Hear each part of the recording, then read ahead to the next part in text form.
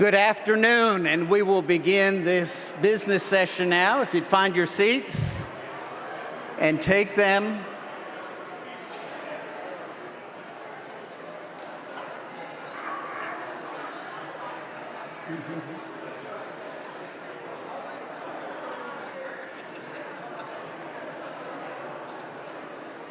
All right, friends, we'll get started with this session. In case you are wondering, I am still Gary Muller from the Arkansas Conference, and we have several items to take care of. If you will remember, we put on the table until after the retirement service the report from the Finance Committee from the Mission Council. So that has been uploaded and has been available to you. So I'm going to call on Terry Swan to come and present that report. Terry? Thank you, my Missouri fans. You do have a report there on your guidebook, and there is a summary of the motions that I presented before you. And Bishop, would you like for me to read those again, or just go with what we have on the online? Let me test the will of the body. Have you had a chance to look at it, or would it be preferable to have her read it? I heard a lot of no's to reading. Is that fair? Okay. Why don't you go ahead and present it? Okay. So we present before you the budget, and it comes to you from a committee. And so therefore, it is ready, Bishop, for us to vote or ask questions. Okay, I see someone at microphone 3. Thank you, Bishop. My name is Scott Brewer. I'm lay delegate from the Great Plains Conference. Regarding number 1 and the apportionment formula used for the jurisdiction, I'd like to suggest an amendment. And the reason is, well, I'll give you the amendment and then I'll explain it. Sorry. The amendment is that the amounts apportioned to the annual conferences shall be based upon the ratio of the World Service Fund apportioned to the respective annual conferences as calculated by the General Council on Finance and Administration per the methodology approved in report number 8 of the 2016 General Conference. And if I have a second, I'd be happy to speak to it. Do you have a copy of that for us up I here? do. Yes, okay. I'll provide that in a second.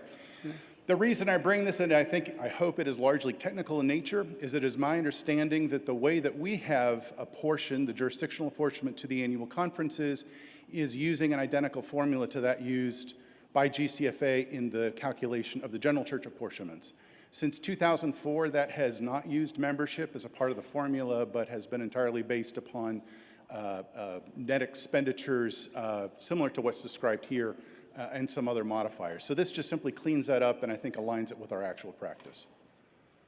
Okay, thank you.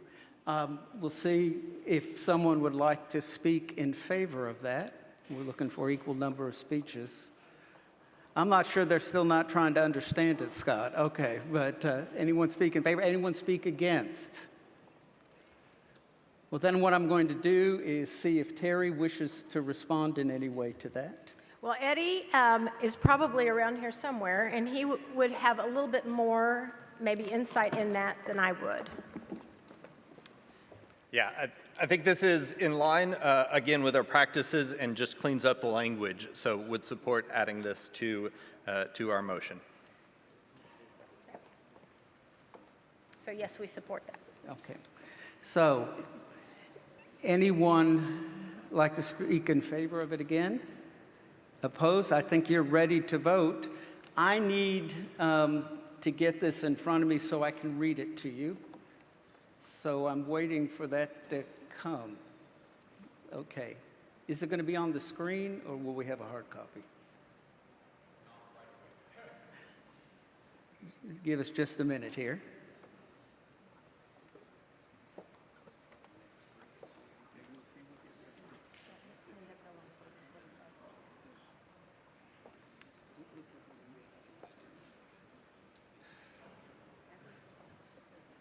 I believe we're about to get this up on the screens.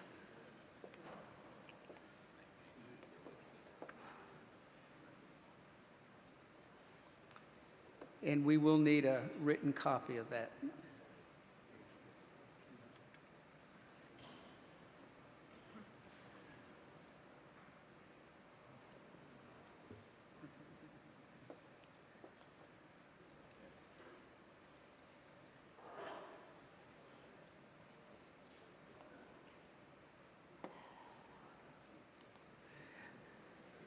Do you all have your devices ready?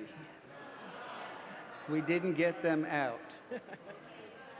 Okay, so I'm going to test something with the House, and that's that we would do a hand vote unless I hear otherwise, and if we need to do otherwise, we'll get the devices.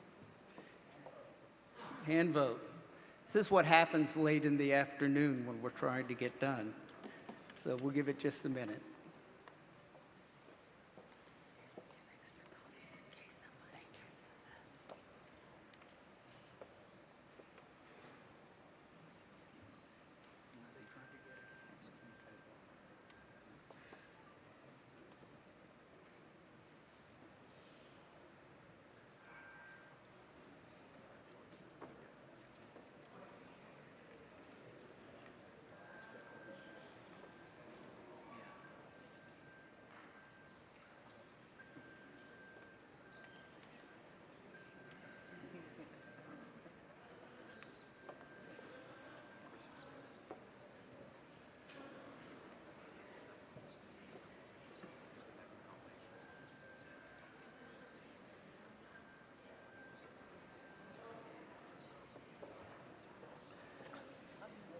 You all see it in front of you. Let me read it.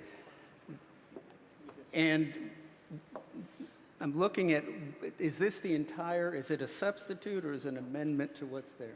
It's an amendment. Okay. And where does it begin? After, I want to make sure we get this right, because this starts with a complete sentence. So yes, Scott, help us out here. Bishop, I believe this serves as a substitution for number 1. Okay. We will treat it as such. Thank you. Are you ready to vote?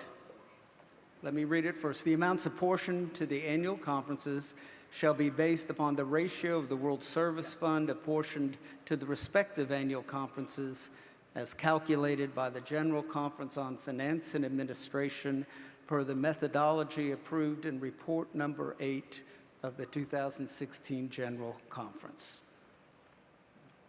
Let's go ahead and vote. If you are in favor of this substitute amendment, please raise your hand. If you're opposed, likewise, it is adopted, and we are back to the main report again. Okay. And so these 3 reports are before you. Are you ready to vote?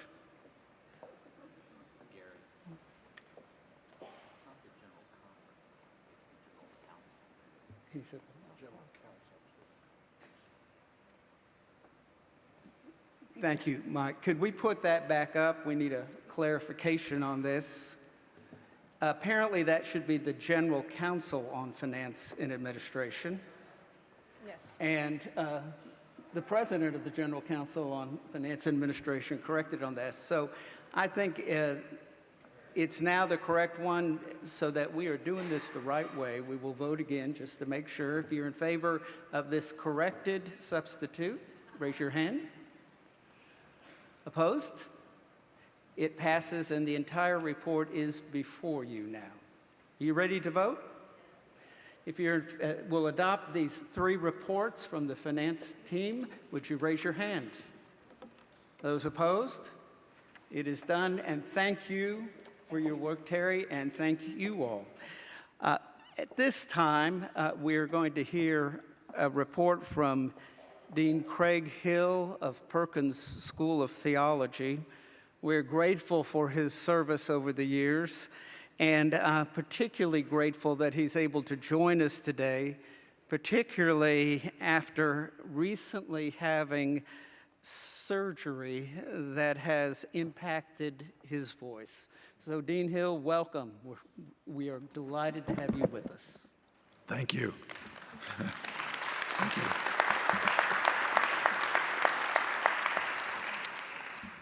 Well, that's all I have to say. Quit while you're ahead. Good afternoon, everyone.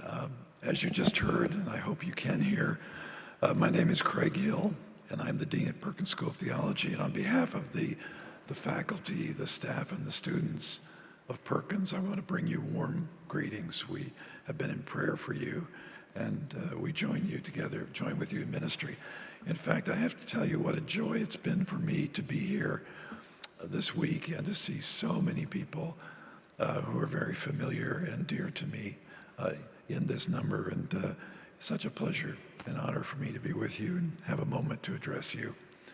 Now, it would be impossible for me to share the highlights of 6 years since this body last met and since I last addressed you in the very few minutes allotted me to go over all that's happened at Perkins in those years. But you will find this outlined in a written report that is now viewable in the guidebook, and I would encourage all of you to read it. Many of you are, but a number of you are not Perkins graduates. If you are in the South Central jurisdiction of the United Methodist Church, you have a stake in Perkins. And so I invite you to be partners with us. First and foremost, though, I'm here to say thank you. Thank you for the annual conferences of the South Central jurisdiction, for your faithful support of Perkins School of Theology, the only university-based seminary within the bounds of this entire jurisdiction. Your financial support through the Ministerial Education Fund makes it possible for our students to pursue their call to serve Jesus Christ. Likewise, the Perkins Annual Conference Endowment or PACE Fund supports so many individual students on their call and on their journey to ministry. 71% of the Perkins master's degree students come from your annual conferences. 71%. Your conferences that have nurtured and supported their calls to ministry. We are together partners with you in empowering students from this jurisdiction to lead. We couldn't do that work without you. We wouldn't do it without you. Now, this is not only a time of transition for the United Methodist Church, and let me say clearly and unequivocally and unapologetically that Perkins is a United Methodist School of Theology. Amen. Yeah. It's a time of transition here at Perkins, as you've heard. I will be stepping down on December 31st from the deanship entirely for medical reasons. No desire to do so, but the Lord moves in mysterious ways, and I'm looking forward to whatever that next thing is beyond this. Beginning in early 2023, Bishop Mike McKee will become the dean ad interim, the interim dean. I want you to join me in welcoming him to this new responsibility.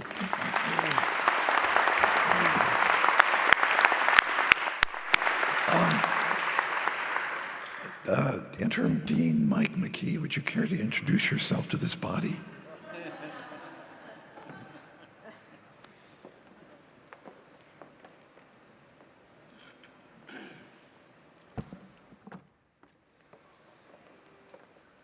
I think I've been over-introduced this week, so but anyway, I want to say a word of appreciation to Craig Hill, who came to Perkins School of Theology a few years ago. I was on the search committee, and I'm grateful for his service to Perkins, a place where many of us, I especially have for a number of years, deeply appreciate and continue to believe in its mission. And evidently, I'm going to have another part to play, and I'm looking forward to this season of ministry that I'm going to have.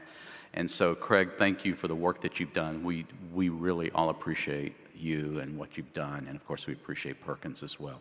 So let's give Craig Hill some appreciation.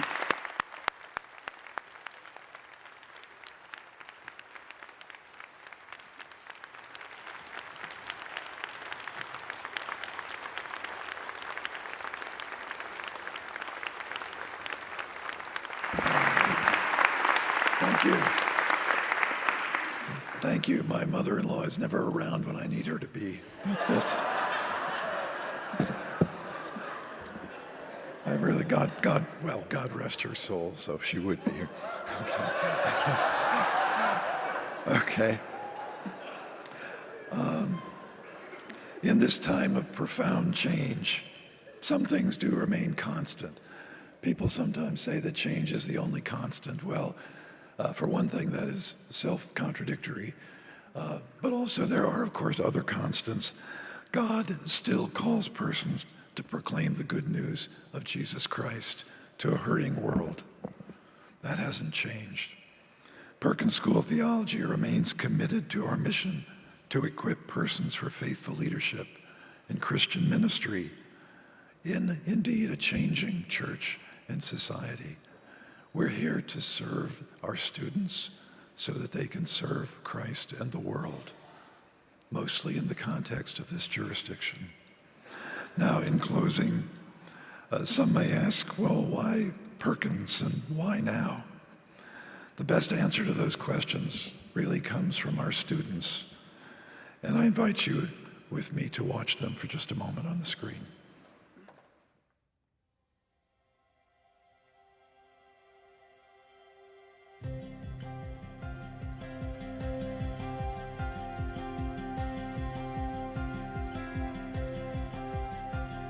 The best thing about Perkins is that you are allowed to learn in an educational environment with students who think like you, but then they also might think very differently than you. I've found that in dialogue that I'm getting in class, I'm challenging myself to think differently about very complex issues, whether it's LGBTQ plus issues, race relations, justice, whether what Jesus felt about certain things and what the role of the church is in this moment. I think all of the things that Perkins pushes you towards have really practical ends. Perkins, at least in my experience, has done a really good job of grounding all the material that we cover and the theology that we talk about in really practical, meaningful ways, so that it's not just learning things for the sake of learning things and feeling smarter than other people, but learning things so that we can use them to make the church better. I chose Perkins over others, especially because of faculty. And especially because the faculty and the staff were interested in my story. And they showed that they wanted me here more than the others.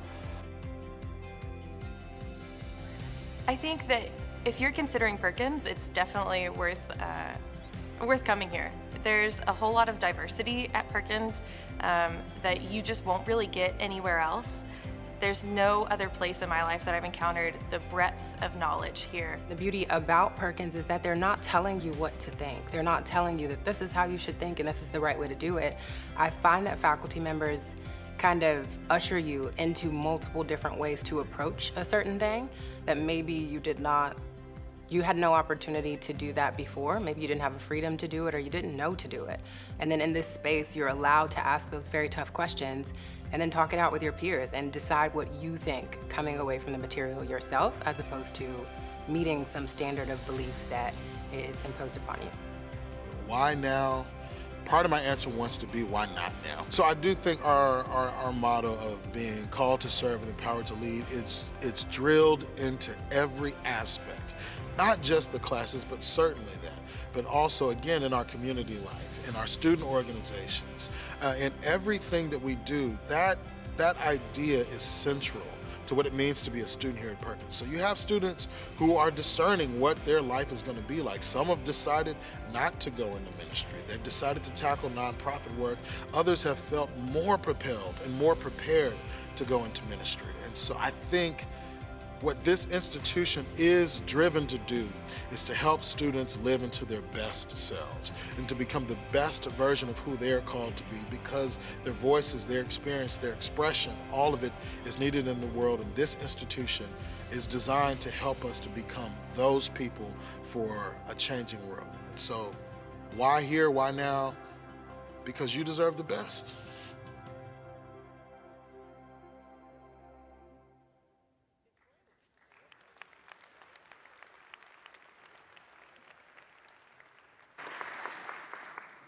St. Paul School of Theology is also one of our seminaries within the bounds of the jurisdiction, and they have sent a video for us to receive as their report. Would you run that now? I bring you greetings from St. Paul School of Theology to the South Central Jurisdictional Conference. My name is Neil Blair, president of St. Paul, and I'm excited for our church, even in these challenging times. Despite the difficulties that we all have faced in the church, and certainly the seminaries as well, we have fared well.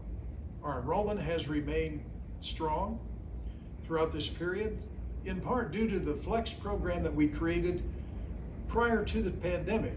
It gave flexibility to students to be on Zoom at home or in the classroom or together in a hybrid fashion.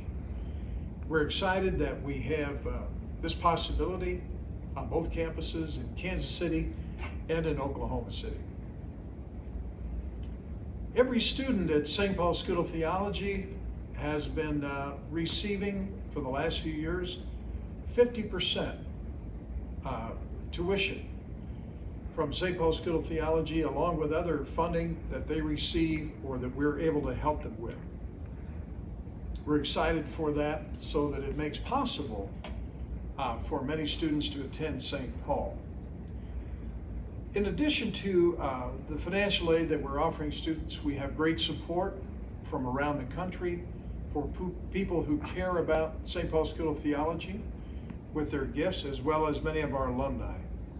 We also have created new programs that we're excited about, specializations in women's studies, society, church studies, and we prepare people for ministerial education in a number of other areas.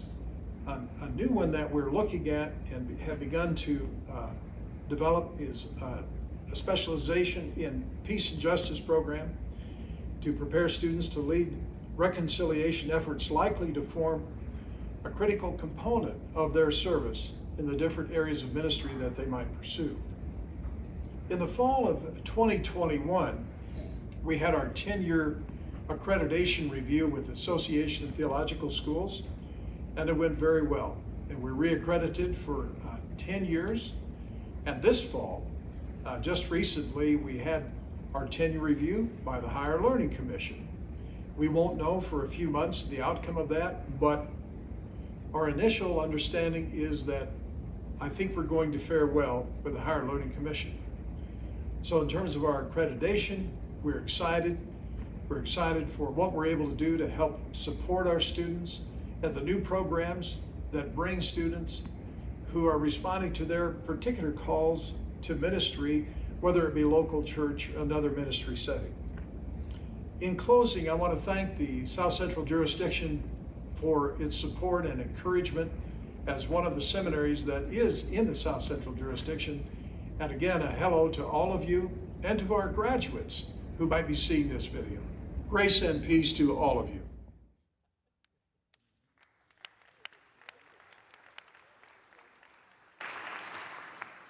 Perkins and St. Paul are two wonderful examples of connectionalism at work. We're going to have a couple of reports that show another side of connectionalism. So I would like to call on Ellen Lipsey from United Women in Faith to come and share with us.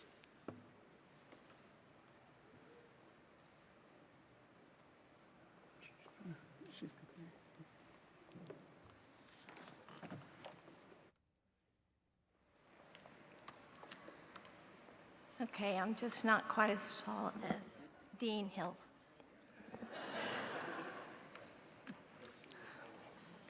Greetings from the South Central Jurisdiction United Women in Faith.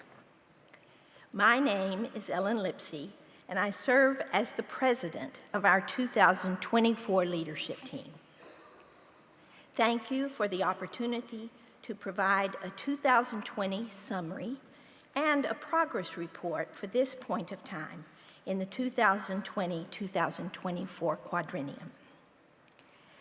The leadership team for the last quadrennium planned an event for March 26th through 29th, 2020 in Little Rock, Arkansas. The theme for that meeting was Calling You, and many wonderful opportunities were in place.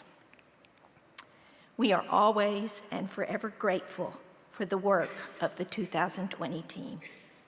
We celebrate the members of that team and the flexibility and grace they exhibited with the challenges they faced as the SCJ quadrennial meeting was first postponed and then canceled. However, United Women in Faith went ahead with our new quadrennium and elected new national directors, as you see listed on the screen. Yes. And leadership for the jurisdiction. The jurisdiction election was held virtually on July 20th, 2020. And we then joined in a virtual installation and celebration of officers 2 months later on September 15th. In January 2021, the current leadership team began taking first steps in planning for the 2024 quadrennial meeting. This past May, at United Women in Faith's Assembly, we announced the site and dates for 2024, and we are now beginning the design phase of our planning. We are excited to meet in St. Louis, Missouri, June 21st through the 23rd, 2024. We will get together, guided by Scripture, in John chapter 13, verse 34. I give you a new commandment, that you love one another. Just as I have loved you, you also should love one another. This quadrennium, United Women in Faith jurisdiction teams have a special program component added to our planning for the meeting. We are dedicated to the plan to integrate racial justice work with conferences in our jurisdictions in advance of the 2024 gatherings, and to organize the jurisdiction meetings as a testament to the action called for in the Charter for Racial Justice. We intend to live out the Charter to support internal and external transformation at all levels of the organization. And finally, as I trust most of you have heard, United Methodist Women is now doing business as United Women in Faith. As we shared in the celebration at Assembly, with this new name, we proclaim our identity for such a time as this. We affirm our core values of faith, sisterhood, and action remain to inspire our work as we are opening our arms wider to invite and welcome even more sisters to believe that love in action can change the world. United Methodist Women is now United Women in Faith. We've taken a new name to better reflect how we answer our calling today as part of the United Methodist Church. It's an exhilarating time as we commit to even greater inclusivity, action, and impact. Putting love in action isn't new for us. We've always been spiritual Christian women taking on the hard work of the world. As we enter this next era of leadership, we're listening and responding to what the world needs. Relevant new paths to join, easier opportunities to get involved, and meaningful ways to connect with each other. With exciting new programming to nurture your soul, flexible options to act boldly for justice, and accessible resources to help you grow and live your faith, our sisterhood is stronger than ever. We remain women of passion and power, united by God's love in our mission to support women, children, and youth. If you aren't already a member, we invite you to join us. Your talents, energy, and ideas are welcome. This work is essential, and your efforts will make all the difference. Get active and share your strengths in whatever way works for you, because love in action can change the world.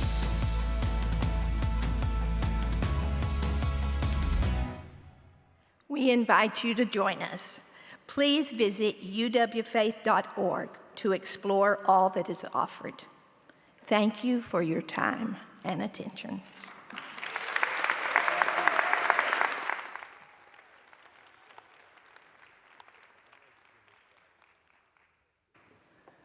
Joe Kelly is here as president of the South Central Jurisdiction United Methodist Men.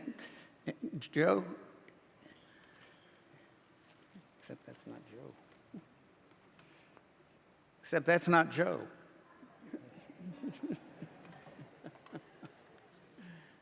I need a substitute. This is Robert Wright. For those of you who know Joe Kelly, you realize I'm not Joe Kelly. But if I was Joe Kelly, the first thing I'd ask is, has anyone told you God loves you today? And you would say, or you would recoil in horror because this strange old man was coming at you. Anyway, Joe couldn't be here, so he asked me to take his place. First of all, do we have any presidents, conference presidents of the United Methodist Men here today? If you would you please rise? Okay, Rio, Texas. Oh, very good, very good, very good. How about district leaders? Any district leaders, United Methodist Men? Local leaders, you have your church, your congregation? As you can see, oh, okay, yeah, you count, yeah, you work your way up. As you can see, we have quite a few men here, but not a whole bunch of people who are involved in leadership in United Methodist Men. And there's a reason for that, and I won't go into the long story right now. But like the rest of the United Methodist Church, we're in a rebuilding process. Like the United Methodist Church, we've probably been in this rebuilding process for quite a while. In the Book of Discipline says that every congregation is supposed to have a chartered United Methodist Men's group. Before all this disaffiliation came about, we had about 600 churches in the Texas Annual Conference. Of those 600, we had 48 chartered units. Obviously, there's some work to be done. And I understand why there was only 48. If you've ever gotten involved with the United Methodist Men or tried to make use of the stuff that the General Commission has put forth, there's a lot of stuff. If you ever go to their resource page, it's intimidating. I call it the wall of voodoo, because once you get there, you don't know where to start. And hence, if you don't know where to start, you don't know what to do, and if you don't know what to do, you won't make use of any of these resources. And that's where the United Methodist Men need to take a step back and start at the ground floor and start delivering all these resources to the congregations, and that's what we hope to do. Now, the purpose of the United Methodist Men is to declare the centrality of Christ in every man's life. We are getting away from the name United Methodist Men. I heard that probably, maybe in the next couple of weeks, they're going to come out with a new brand, maybe even a new name. Because the name United Methodist Men is sort of exclusive. You remember the Little Rascals, our gang? Remember the He-Man Women Haters Club? No girls allowed. And when you think of United Methodist Men, you think of just a bunch of men, especially old men like me, getting around, having breakfast, and not doing much else. But really, we want to see United Methodist Men expand. I want to see women involved in United Methodist Men. Because in fact, how many Christian women wouldn't want the men in their lives to have a strong relationship with Jesus Christ? Your husbands, your fathers, your sons, your brothers, your cousins, any man you know at the workplace. Wouldn't you all be happy if every man that you knew had a strong relationship with Jesus Christ? I mean, I don't see any women going, no. So I'll assume that you will agree with me. For individuals, this strong relationship with Jesus Christ is expressed in daily Bible study, witnessing to Christ in workplaces and throughout your daily associations, and intentional Christian service to others. As an organization, the United Methodist Men serve the South Central jurisdiction by bringing the vast resources of the General Commission for United Methodist Men to the local district and conference members. We support a variety of youth-serving agencies. We promote discipleship in our members through different actions and programs, such as organizing different types of conferences, workshops, and other events, putting on presentations for Man in the Mirror, Amending Through Faith, which addresses domestic violence, Mighty Men of Prayer, Spiritual Fathers, Lead Like Jesus encounters. The Men of the Spirit Conference was held here in Houston this summer, and in the spring we're going to have a jurisdictional men's conference up in Tulsa. The United Methodist Men continue to support a variety of mission and outreach activities. Potato drops. The St. Andrews organization, they drive up with a large 18-wheeler with 20,000 pounds of potatoes, and you distribute them to all the food banks in your county, your city, your state, however far 20,000 pounds of potatoes can go. Things like that. A presentation for Strength for Service to God and Community, which is Strength for Service, if you're not familiar with it, is a little devotional book that we give to firemen and police and other first responders, firefighters, shouldn't say just firemen and policemen, because there are a lot of women firefighters and police officers too.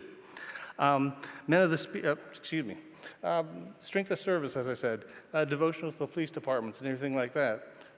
And this helps build a bridge between the local church and the community, especially those first responders in your community. The United Methodist Men also casts an eye to the future, realizing that today's members are tomorrow's leaders. The United Methodist Men of the South Central jurisdiction are proud to carry on the tradition of leadership, pastor support, and if you have any questions about how we might do this for you, how we can help your pastor, how we can help your congregation, please come to us. We're fortunate. There are something like less than 50 men's ministry specialists in the United States. We have 6 of them in our jurisdiction. You have 2 of them in the Texas Annual Conference. You even have 1 of them here in Houston. So we've got a good lock on people who are willing to help you with your men's ministry. So I invite you to take a moment to learn a little bit more about the United Methodist Men of the South Central jurisdiction. And if you have any questions about how we can help you out or just questions about whatever, you're going to be easy. You can look for me. I'll be easy to find. I'm the only guy here with a bright red vest. I am not a Walmart greeter. So anyway, I invite you to watch our video here, and I thank you for your time. The purpose of United Methodist Men is to declare the centrality of Christ in every man's life. For individuals, this is expressed in daily Bible study, witnessing to Christ through daily work, to building relationships both at home, in the community, and the workplace that are Christ-centered, and Christian service to others in and out of the church, wherever the need happens to be. As an organization, United Methodist Men serve the South Central jurisdiction through many ways, including resourcing and connecting the local, district, and conference men to all of the necessary tools to grow spiritually and to execute the mission. We promote spiritual growth among men and throughout the family and community in a variety of ways. Support missions and outreach, being the arms and legs of the church. We provide, most importantly, Christian-based leadership development using world-class Wesleyan Christian leadership development training and equipping tools. We provide, through the jurisdiction, resources that help the Methodist men meet the needs of the general church through the support of the General Commission on United Methodist Men. Something brand new designed to meet today's men where they are is an app called Live Bold, with over 30,000 subscribers actively engaged. This is for individual men, providing both a platform and a resource for communicating, for sharing needs, for also learning and growing individually and spiritually. Beyond that, for group formation and group support, class meeting, we have something called Adventure Men. And this is just what it sounds like. It's taking men on a spiritual adventure in the context of a group with other men. Beyond that, we've got something brand new for the entire church, United Men Ministry. This is an online resource that's available to every member of the church, targeting specifically the men, but designed to grow the church as a whole. We're innovating new things on a daily basis to meet the current need of the church. We've always been supporters of youth ministry, believing that adult men can have a positive influence on young people. We support scouting of all sorts for boys and girls, including Boy Scouts, Girl Scouts, Campfire Girls, youth building programs like Big Brothers and Big Sisters, Amachi for children who have parents incarcerated, and many other resources. Another unique way that the Methodist men support the mission of the church is to provide qualified speakers to fill the pulpit and to advise and consult with the church as they develop a plan to disciple their men. We have men that are certified lay speakers, but also we have certified men's ministry specialists, a year-long program of education that includes a very deep dive into all the resources, tools, and techniques to properly disciple men. We offer free consulting for every church. We feed the hungry through a variety of highly effective hunger programs, partnering up with agencies like Society of St. Andrew, gleaning leftover food in the fields, providing fresh meals for the hungry worldwide with Rise Up Against Hunger, having a massive impact on the planet itself. As we work to make disciples of all men, a centerpiece is prayer.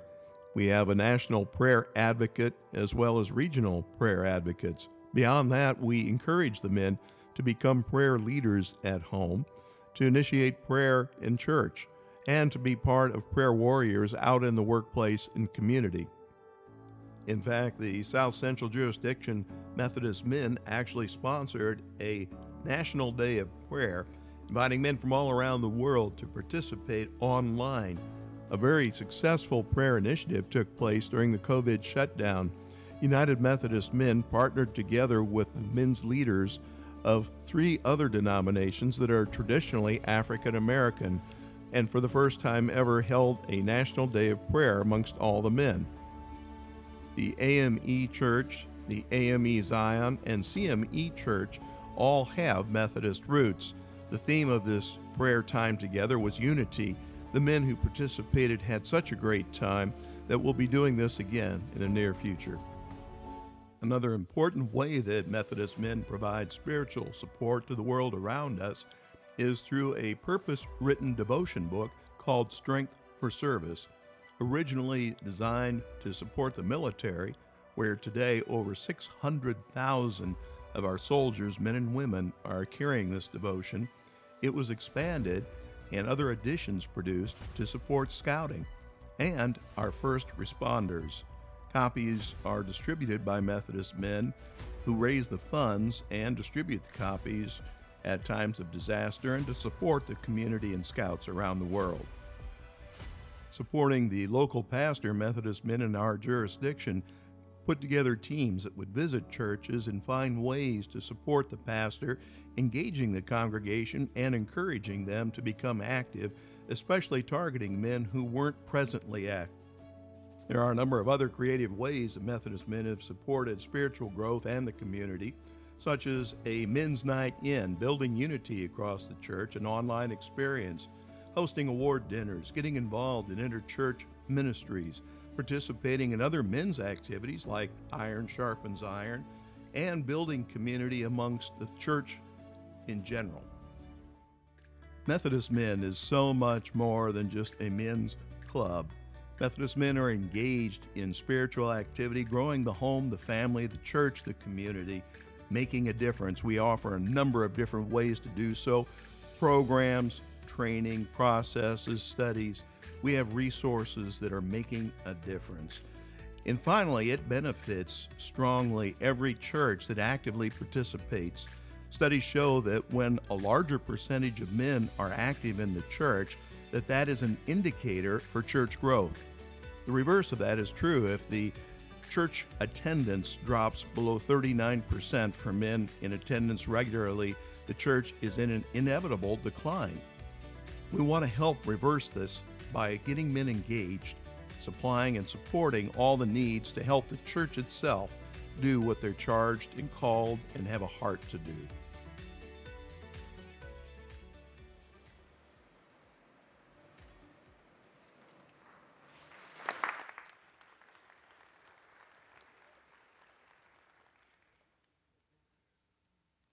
This time I'm going to call on Bishop Bob Farr, who is president of the South Central Jurisdiction College of Bishops.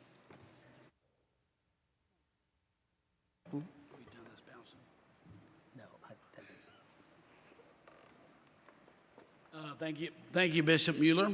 As requested earlier in our conference this afternoon from Dr. Stan Copeland, we promised you that we'd inform you that we have spoken with Dr. Copeland, and I report to you that Bishop Lowry did resign the Episcopal office to the Council of Bishops and the college.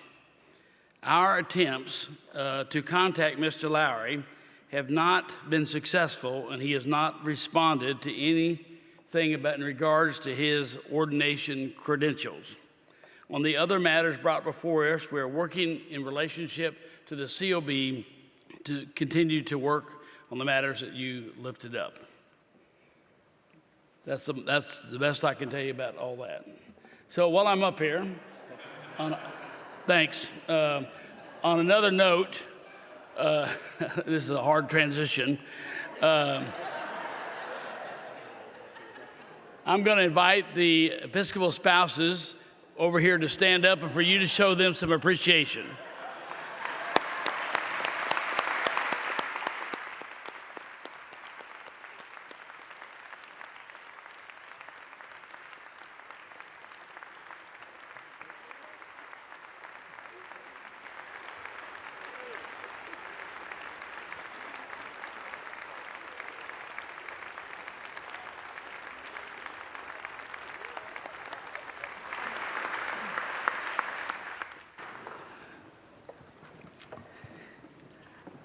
We're at that point where we have run out of all of our business except finding out who your bishop's going to, except for one thing. I'm going to again remind the new Episcopal Committee, that'll be new people out here who are not in the room, that you'll need to have an organizing meeting following their report, whenever that is today. So don't forget that. Okay, thank you.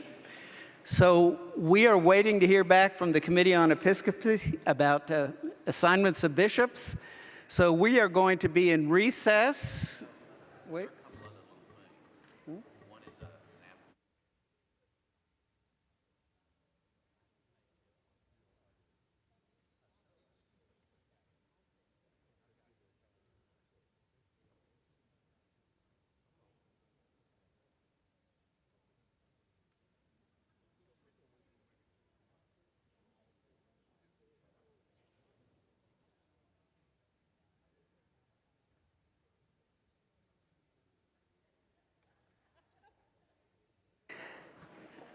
So I just found out we weren't quite all through with our business, but you are going to be so glad. I'm going to ask Owen Ross to come forward to present a wonderful video about a very special anniversary that has just occurred, and it will be worth your while. Owen, welcome. It's always great to be presented right before a break. Greetings I bring to you. I just returned with a group of people from the South Central jurisdiction to the 30th anniversary of Africa University.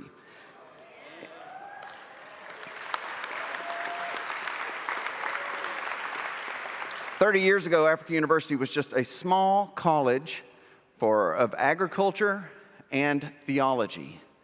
Now it's multidisciplinary. Now they are 3,000 students from across the continent, and graduates and former students are touching all areas of the globe. General Conference is interpreted by Africa University graduates. There was a non-Africa University graduate who was interpreting, I think, for one of the European languages, and interpreted Book of Discipline to be Book of Punishment. Some of you may think that's accurate, but no. And at our last General Conference, the interpreters, the graduates from Africa University, who learned their language skills at Africa University, and I'm going to ask Pastor Kalaba Chali, I know he's in the room from the Great Plains. He is a product of Africa University. I'm a former student of Africa University. We were classmates there. We were in the choir together.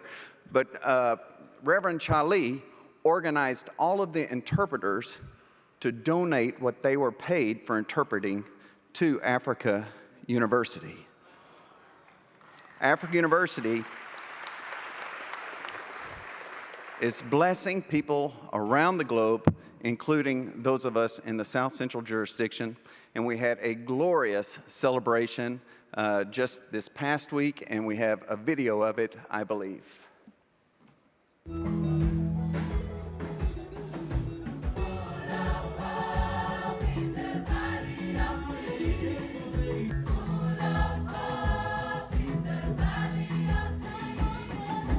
Today, eternal God, we remember and give you thanks for the African bishops for challenging the United Methodist Church to establish a school on the continent of Africa. We remember and thank you for the members of the Zimbabwe Annual Conference for giving this piece of land. And so we gather here from east and west, north and south, to celebrate 30 years as a university and to install the Vice Chancellor, Peter Madero.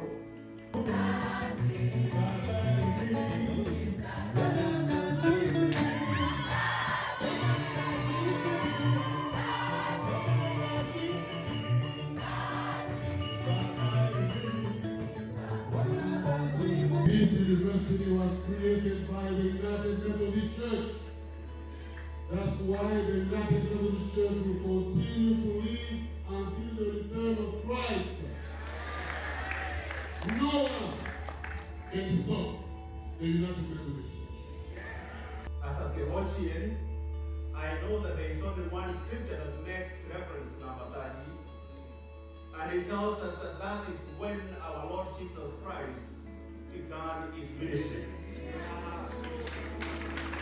And if that is true, and if we are convinced that this is God's project, then Africa University's ministry is just starting. Africa University does not exist to be an island unto itself. We exist to invest in people. The dream, the seeds that were sown hundreds of years ago that would become Africa University is a gift from God that has been given. Thank you for your generosity, for your gifts of presence and your financial support. Thank you for your prayers. Thank you in advance for returning to your respective places and continuing to tell the story of Africa University. Thank you. Thank you. Thank you. To God be the glory for what God has already done. To God be the glory for what God is doing even right now. And to God be the glory for that which is yet to come. Hallelujah. Praise the Lord. Amen.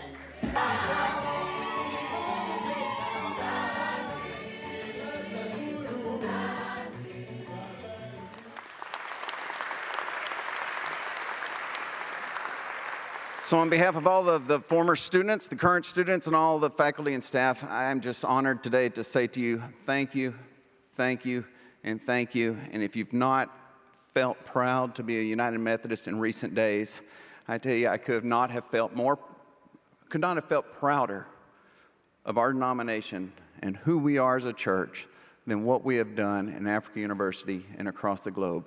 Thank you for this opportunity to share this gratitude, and God bless you all.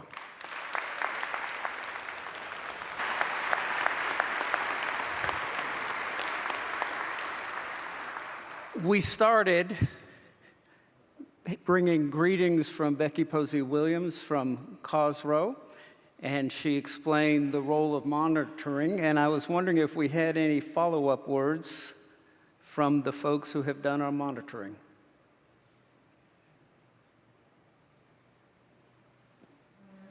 That's your cue, Becky.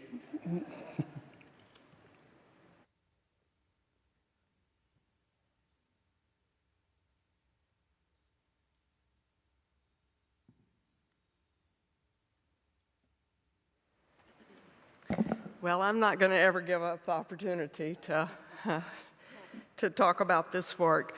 Thank you again for the invitation and the graciousness that's been shown to Cosrow to get to be here and do our work. I think I want to say first and foremost, thank you for your work as a delegation. I felt like, from my vantage point, the utmost respect, the utmost willingness to hear all voices was demonstrated throughout the very fast 2 days that we have been together. As far as equality regarding gender, I think I haven't tallied the numbers yet. I will put this all in writing and get it to Eddie so that he will have this. But I would say that in my estimate, it is probably very, very equal in terms of men and women, and I appreciate that so very much. The election of your bishops is music, music, music to me and so many. I just celebrate Reverend Williamston, well, not Reverend, excuse me, Bishop Williamston, Bishop Merrill, and Bishop Wilson for what they will bring to the table of the United Methodist Church. Yeah. This is when we really do see the kingdom of God at work for sure.